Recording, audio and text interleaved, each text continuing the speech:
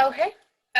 So Julian, so what we wanted to do today was really look at, Julian and I have been exploring the linkages and the tensions between rights-based and asset-based approaches.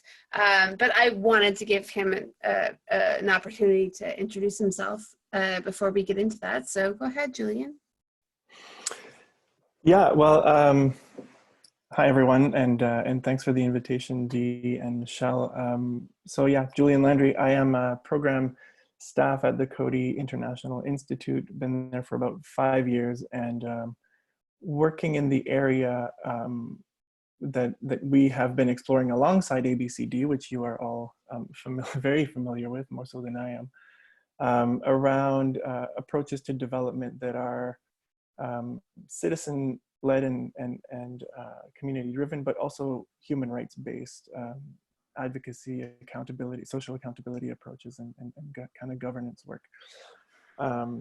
So it's been a pleasure to work with Brienne on this, and to have met some of you in the past through this work. And yeah, just looking forward to this conversation. So over to you, Brienne. Yeah. See if I can. Okay, well then, Julian, maybe you can move it to the next slide. Also.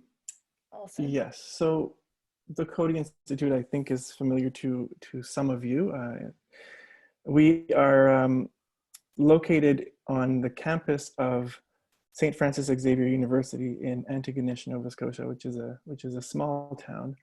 And for over 60 years, the Coady Institute's been designing and facilitating development leadership programs for practitioners, for community development practitioners from all around the world, and has a long history of engaging with graduates and different networks looking at community-led development.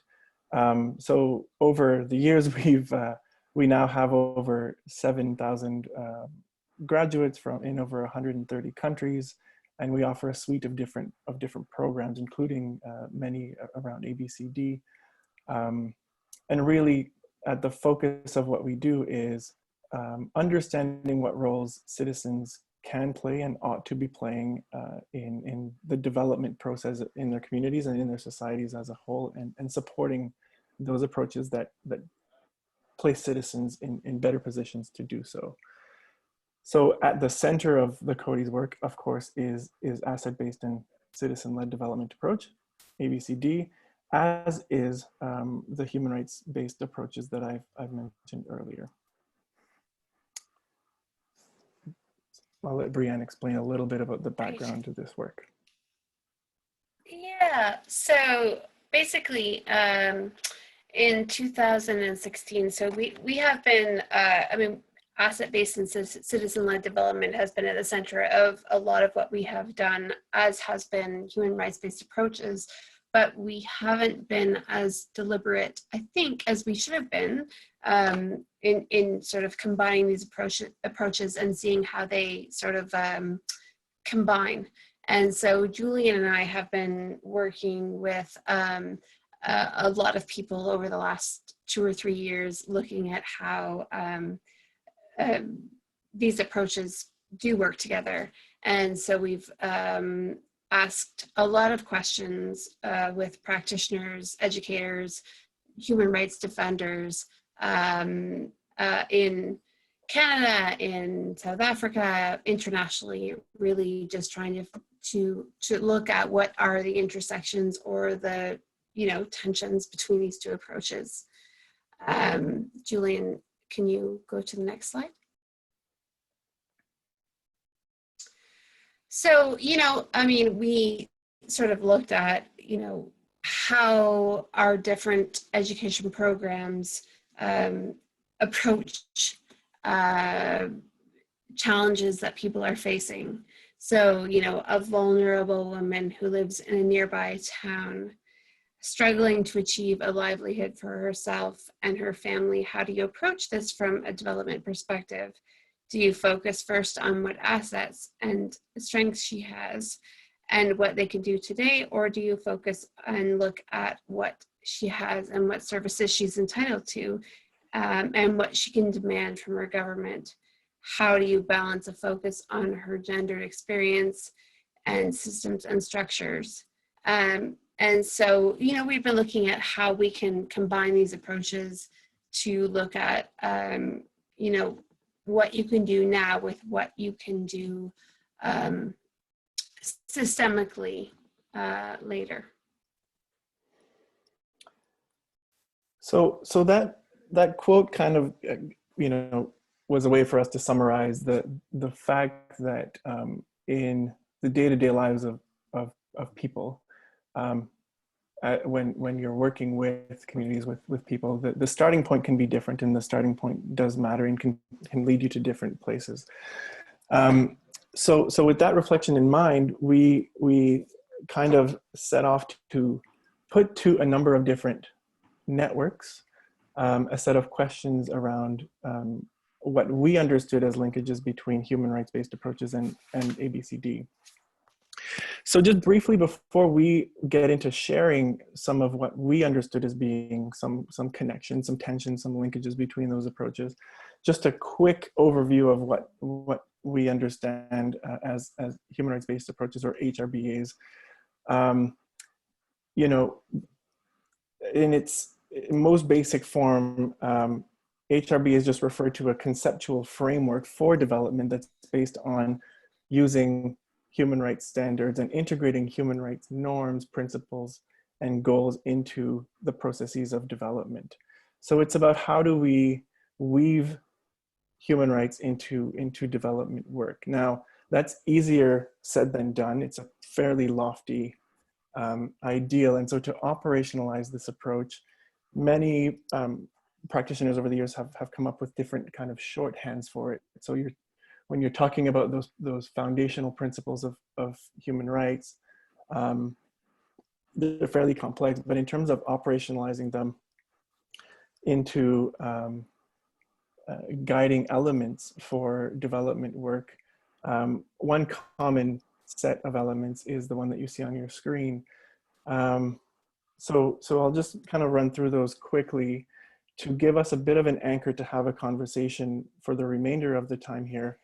And to kind of refer, you know, you might reflect on this in terms of your own experience with ABCD. How do they resonate with an ABCD approach as well, or maybe they don't. I'll start by the bottom because it's really the one that sets this approach apart from other participatory development approaches in many ways, is that it is about linking the work of development to human rights. So it's using human rights standards as the foundation for development work. So the what of the development work ought to connect in some way, either explicitly or implicitly, with advancing the rights of the people involved. Now, that's the what.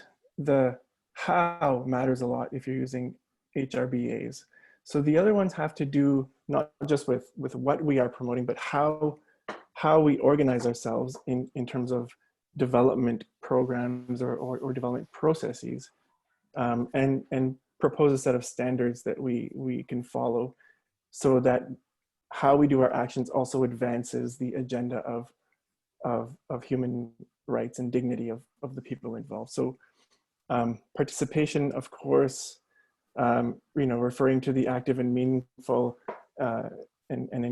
engagement of those who are affected by a particular program or intervention. Non-discrimination, just being aware that, you know, not everyone is affected in the same way by development interventions, by the issues in the community, and understanding that sometimes, or oftentimes, we need some equity measures to ensure that those who are most adversely affected are actually involved, and sometimes that requires extra resources and additional efforts. Empowerment is just this notion that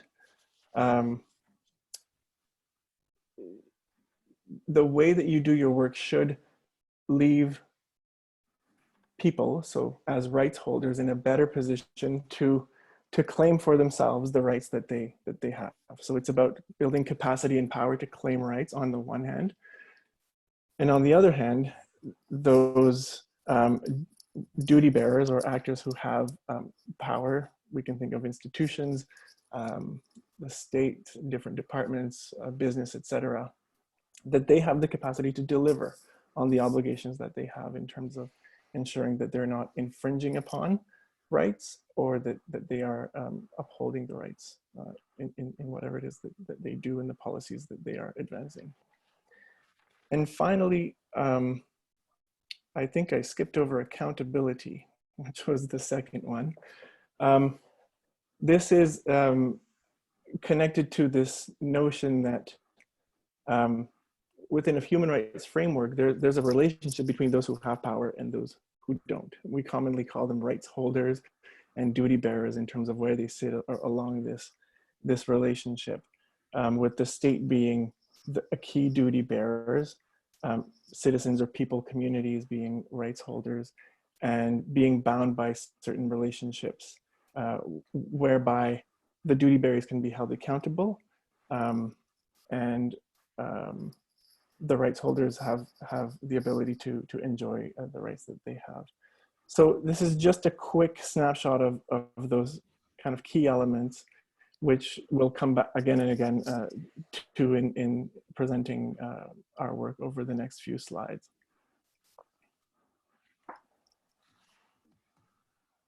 Yeah, and so, I mean, I think that, yeah, thank you, Julian. I mean, it's really complicated, it really is. And so, you know, I think that most of the people who are, you know, joining the webinar understand that, you know, we're talking about ABCD as being participatory, citizen-led, strength, successes, social relationships, active citizenship. I think that people get that, and I think that Julian, but where I think we just have to, what I am concerned about, frankly, is Julian, the next slide. I would never want ABCD to ever be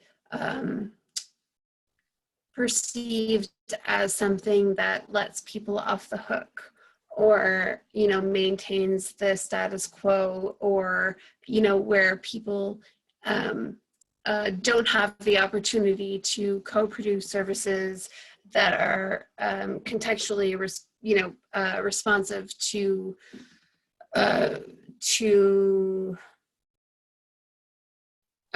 very contextually relevant services, and where people can give what they can, and where governments should be responding the way that they can.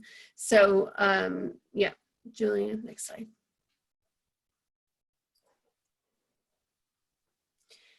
Again, that's basically what I'm saying, is just that, you know, one of my favorite quotes from Jody Cressman actually was, you know, ABCD being necessary but not sufficient. So, you know, it's a very good starting place, but is it sufficient at the end of the day? I mean, do we need more advocacy? Do we need more action?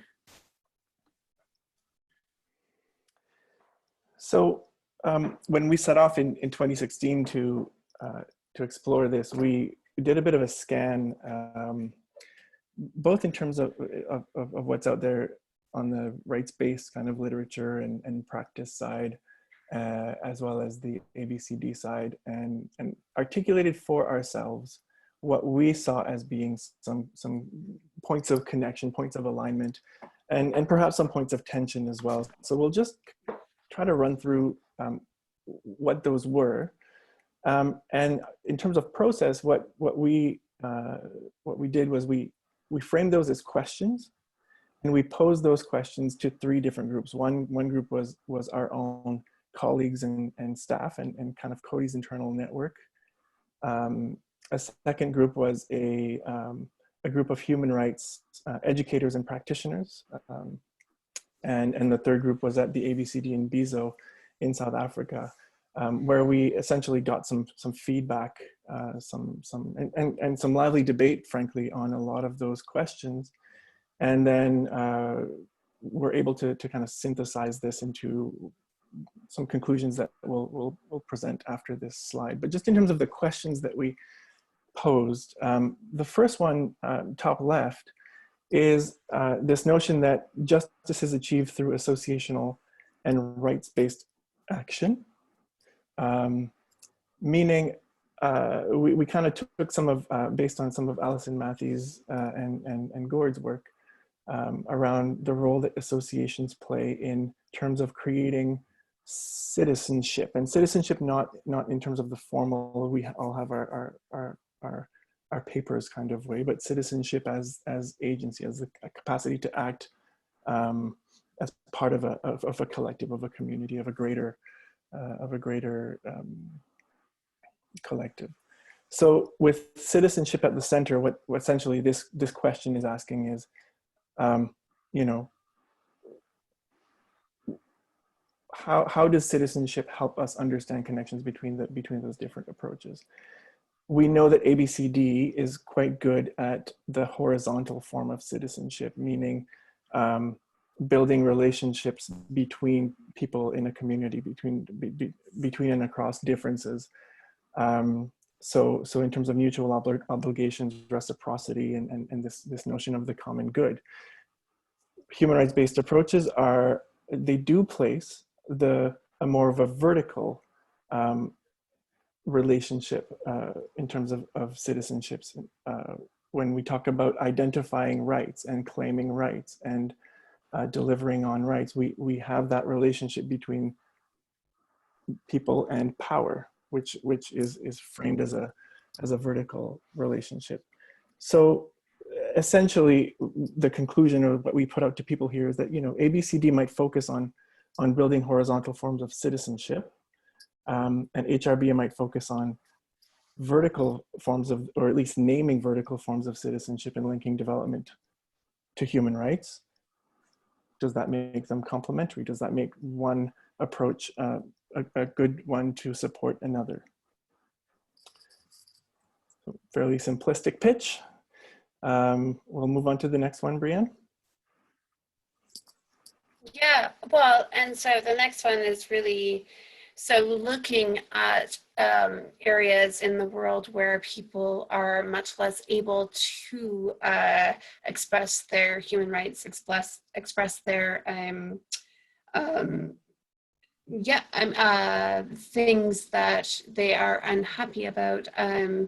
So is ABCD less sort of risky? So I've done a lot of work in Ethiopia, for example, and ABCD seems to work very well in that type of context where you cannot be as confrontational as you would like to be. So is it you know, is self-organizing a better way of realizing your rights without having to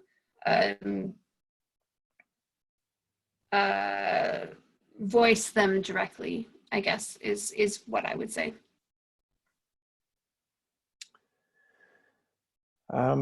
Another kind of question that we put to people is on the top right, that ABCD might build alternative forms of power which are necessary to challenge systems and structures.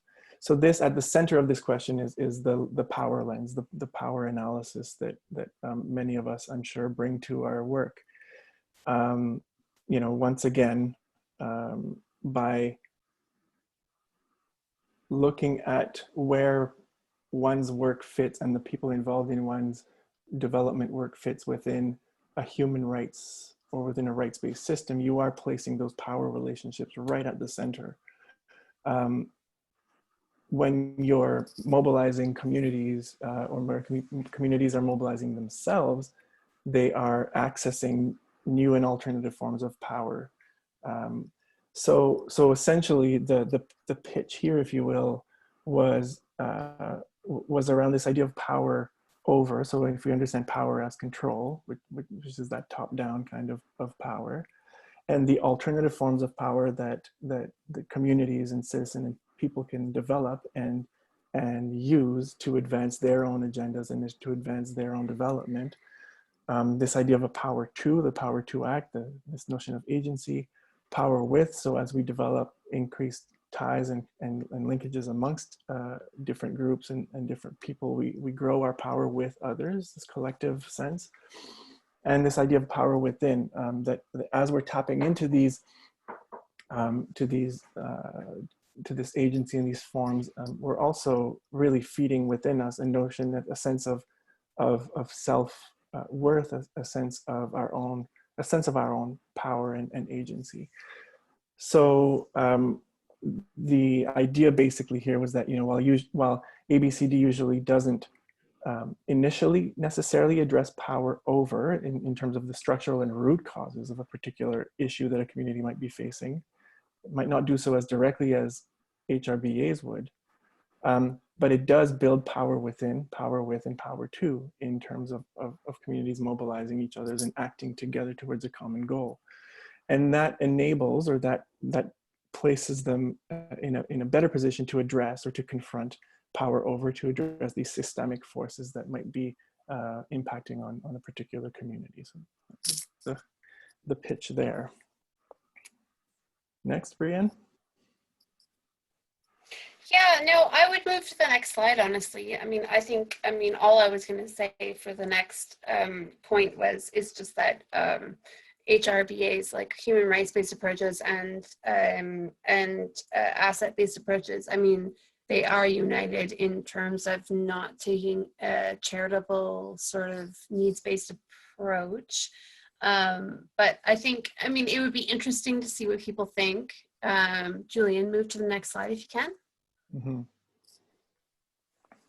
So, I mean, we tried, and this is, again, very sort of anecdotal, but like we tried to, we're comparing apples and oranges here in a little bit, but I mean, in terms of like participation, so we took sort of the principles of human rights-based approaches and compared them to asset and citizen-led approaches. And so, you know, and we tried to look at all of the literature and all of the organizations that we've been working with that have been using these approaches, and tried to sort of place them on this grid, you know, and again, context obviously matters.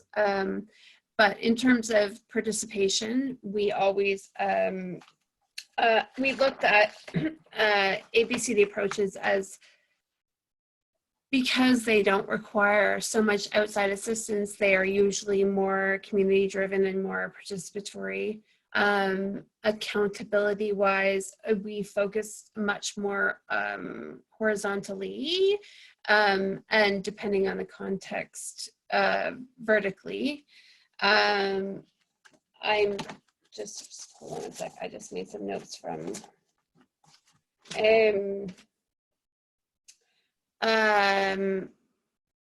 we, in terms of empowerment, looking at voice and agency and participation and inclusion, you know, ABCD and HRBA approaches do a measure up together. And depending on the context, the link to human rights is dependent on the context. So, Julian, next slide.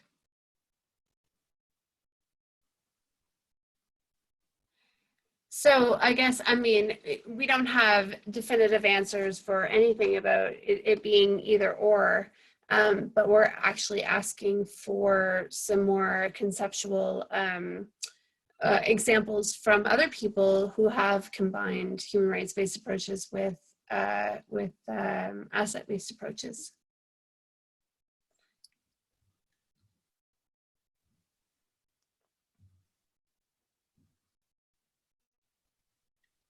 And also sort of ending with some questions about whether people do have some examples of their own combining ABCD with human rights approaches, whether you agree with their analysis, whether you see things about ABCD challenging broader systemic change, whether you see ABCD as being necessary and not sufficient, and what you see is happening right now with the current COVID pandemic.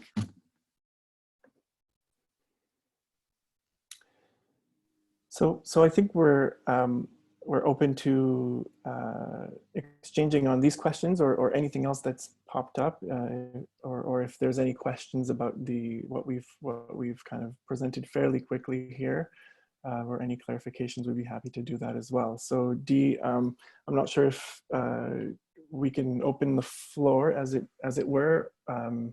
Yep. We're happy to open it up. Thank you.